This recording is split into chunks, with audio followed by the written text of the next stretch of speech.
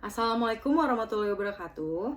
Saya Nia Nandar Hidayah, mahasiswa pasca sarjana Ilmu Komunikasi Politik Universitas Paramadina, ingin mempresentasikan hasil analisis saya yang berjudul Strategi Komunikasi dan Narasi Pemerintah dalam Membangun Legitimasi Pembentukan dan Antara dalam memenuhi ujian tengah semester mata kuliah Komunikasi Pemerintah dan Kelompok Masyarakat Sipil. Latar belakang masalah, lingkungan teknologi yang luas dan inovasi berkelanjutannya menyebabkan masyarakat modern dikarakterisasi sebagai masyarakat informasi. Pemerintah tidak hanya dituntut untuk menjalankan kebijakan publik yang efektif, tetapi juga mengkomunikasikan setiap kebijakan secara strategis kepada masyarakat dan pemangku kepentingan.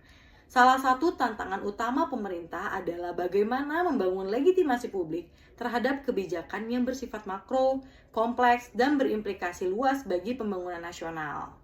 Salah satu kebijakan yang dilakukan pemerintah adalah pembentukan Danantara, yaitu sebuah lembaga pengelola aset BUMN yang diluncurkan pada Februari 2024. Kehadiran Danantara bertujuan untuk mengkonsolidasikan aset BUMN, meningkatkan efisiensi pengelolaan, serta memperkuat investasi nasional yang berkelanjutan.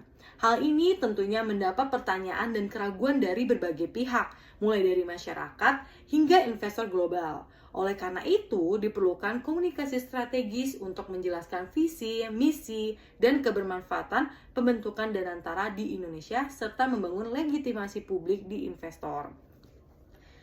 Tulisan ini bertujuan untuk menganalisis bagaimana pemerintah menjalankan komunikasi strategis, membangun narasi strategis, dan menerapkan fungsi manajemen berita untuk membangun legitimasi publik terhadap pembentukan Danantara. Kerangka teori yang digunakan dalam penulisan ini yaitu yang pertama, komunikasi strategis.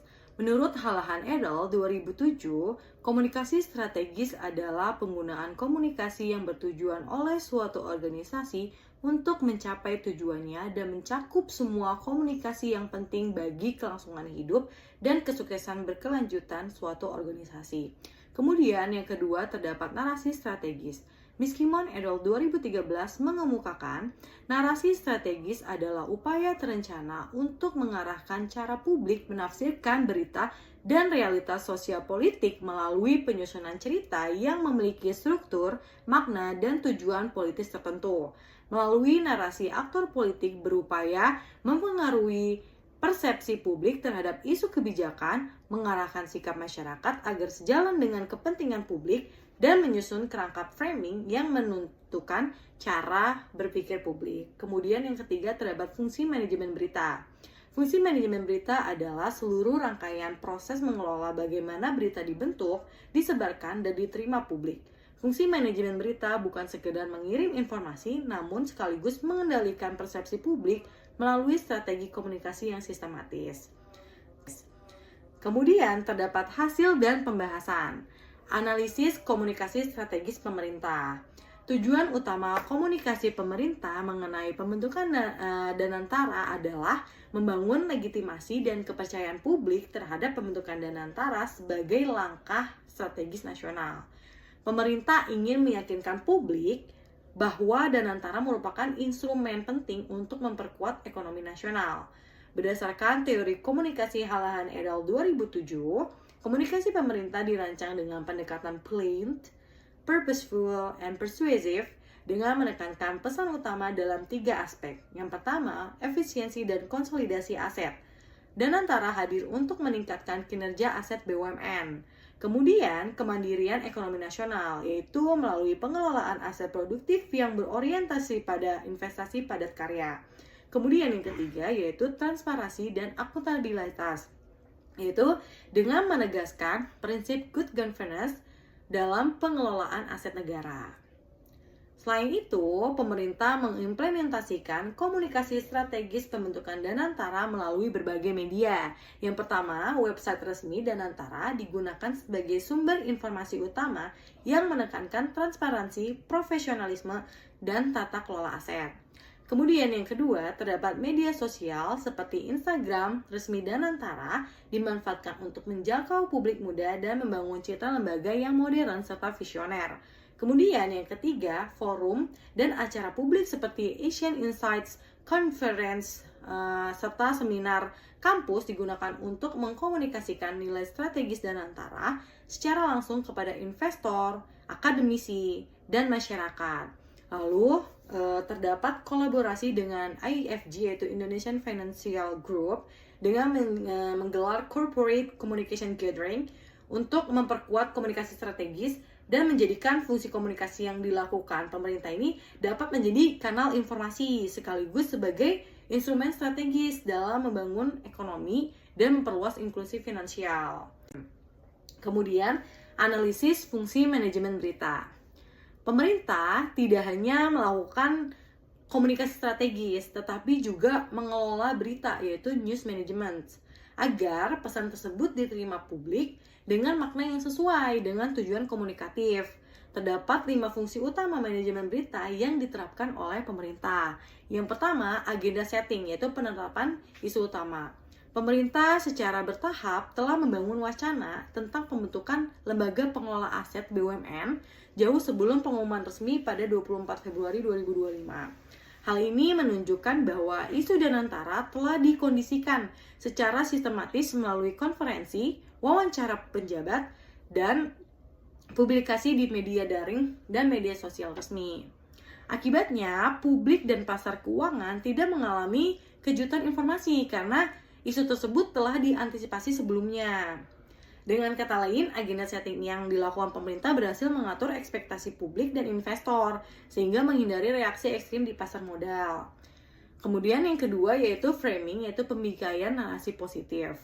Dalam setiap pernyataan resmi, pemerintah melalui tokoh seperti Rosan Roslani dan Kementerian BUMN membingkai pembentukan Danantara sebagai langkah visioner dan strategis untuk mendorong efisiensi ekonomi, memperkuat investasi nasional, serta membuka lapangan kerja baru. Framing ini menekankan nilai jangka panjang dan berkelanjutan ekonomi, bukan sekedar perubahan struktural birokratis. Nah, dengan framing seperti itu, persepsi publik dan investor tersebut akan lebih terfokus pada potensi pembangunan ekonomi, bukan pada risiko atau ketidakpastian jangka pendek. Hasil penelitian oleh Senoha dan Kuniasi W 2025 menunjukkan tidak adanya abnormal return yang membuktikan bahwa framing positif ini mampu menenangkan pasar dan mendorong penerimaan rasional terhadap kebijakan tersebut. Kemudian yang ketiga terdapat preparation, yaitu persiapan bahan berita dan konten komunikasi. Pemerintah menyiapkan komunikasi secara matang dengan menggunakan data konkret dan narasi yang konsisten dalam berbagai kesempatan, mulai dari situs resmi Danantara, akun Instagram Danantara ID, hingga forum publik seperti Asian Insights Conference. Pemerintah menyajikan informasi kuantitatif seperti nilai aset 14.000 triliun rupiah, fokus investasi di sektor padat karya, dan prinsip tata kelola yang transparan. Persiapan komunikasi berbasis data ini memperkuat kredibilitas pesan dan memperkecil ruang spekulasi pasar. Dengan demikian, informasi yang sampai ke publik menjadi terarah, konsisten, dan terkendali. Kemudian yang keempat terdapat timing, yaitu pengaturan waktu publikasi. Pengumuman resmi Danantara dilakukan setelah stabilitas politik pasca pemilu dan bertepatan dengan momentum optimisme ekonomi awal tahun 2025. Waktu publikasi yang tepat ini berfungsi sebagai strategi news timing untuk meminimalkan potensi turbulensi pasar. Selain itu, intensifikasi pemberitaan dilakukan secara sinkron antara media, arus utama, dan kanal digital pemerintah, yaitu agar memastikan bahwa pesan utama tersebar luas secara bersamaan. Hal ini menunjukkan fungsi manajemen berita yang efektif dalam mengendalikan momentum publikasi agar informasi diterima publik dan terkendali. Kemudian yang kelima, pemerintah melakukan monitoring dan adjustment, yaitu pemantauan dan penyesuaian narasi. Pemerintah secara efektif dan aktif memantau reaksi publik dan media setelah pengumuman. Berdasarkan hasil penelitian, meskipun tidak ada perubahan signifikan pada harga saham, terjadi peningkatan aktivitas volume perdagangan, yaitu trading volume activity. Hal ini menunjukkan bahwa komunikasi pemerintah berhasil menarik perhatian investor tanpa menimbulkan kepanikan. Pemerintah kemudian menyesuaikan pesan-pesan komunikasinya dengan memperkuat narasi tentang good governance dan sustainable investments untuk menjaga kepercayaan publik.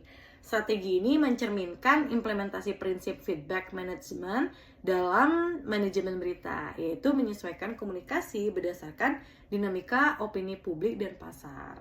Selanjutnya, terdapat analisis narasi strategis pemerintah. Berdasarkan kerangka teori narasi strategis Miskimon et al. 2013, narasi pemerintah ini tentang Danantara mencakup 3 lapis makna, yaitu yang pertama ada narasi nasional, yaitu Danantara diposisikan sebagai simbol kemandirian ekonomi Indonesia dan wujud reformasi BUMN yang modern dan profesional. Yang kedua, narasi ekonomi global. Pemerintah menampilkan Danantara sebagai bagian dari kesiapan Indonesia menghadapi dinamika ekonomi global, menarik investasi, dan memperkuat daya saing internasional. Kemudian yang ketiga, narasi sosial dan pembangunan. Penekanan pada manfaat sosial Danantara seperti penciptaan lapangan kerja melalui investasi di sektor padat karya. Narasi ini memperlihatkan bahwa pemerintah berupaya membangun kepercayaan publik dengan cara menekankan urgensi, kapabilitas, dan kepercayaan sebagai pilar utama legitimasi publik. Pesan yang konsisten antara platform digital, media massa, dan pernyataan pejabat publik itu memperkuat persepsi publik bahwa Danantara bukan sekedar proyek ekonomi, tetapi bagian dari visi nasional menuju kemandirian dan keberlanjutan ekonomi. Terdapat analisis sentimen publik. Berdasarkan penelitian oleh Jema G. dan Surya O. 2025, hasil analisis sentimen publik terhadap kebijakan pembentukan Danantara menunjukkan bahwa strategi komunikasi pemerintah cukup berhasil membangun legitimasi positif di ruang digital. Dari total 1.236 tweet yang dianalisis menggunakan algoritma machine learning, diperoleh hasil bahwa 55,6% bersentimen positif dan 44,4% bersentimen negatif. Algoritma random forest menunjukkan performa paling optimal dengan akurasi 92,36% dan F1 score 92,19%, yang mengindikasikan bahwa hasil klasifikasi yang stabil dan akurat. Kesimpulan dan saran. Strategi komunikasi pemerintah dalam pembentukan Danantara berjalan efektif dan terencana dalam membangun legitimasi publik. Melalui pengelolaan narasi positif, transparansi informasi, serta penggunaan berbagai saluran komunikasi, pemerintah berhasil menciptakan citra positif dan meningkatkan kepercayaan publik, ditunjukkan dengan terciptanya reaksi pasar modal Indonesia yang stabil dan sentimen publik di media sosial dominan positif. Hal tersebut menunjukkan keberhasilan strategi komunikasi dalam menjaga persepsi publik terhadap kebijakan ekonomi nasional. Pemerintah perlu memperkuat transparansi dan komunikasi partisipatif agar legitimasi publik tidak hanya terbentuk melalui narasi, tetapi juga melalui hasil nyata. Media massa disarankan menjaga independensi dan edukasi publik melalui pemberitaan yang analitis dan berimbang. Untuk penelitian selanjutnya, disarankan memperluas analisis pada berbagai platform digital dan mengaitkan strategi komunikasi dengan tingkat kepercayaan publik terhadap kebijakan ekonomi pemerintah. Sekian dari saya. Wassalamualaikum warahmatullahi wabarakatuh.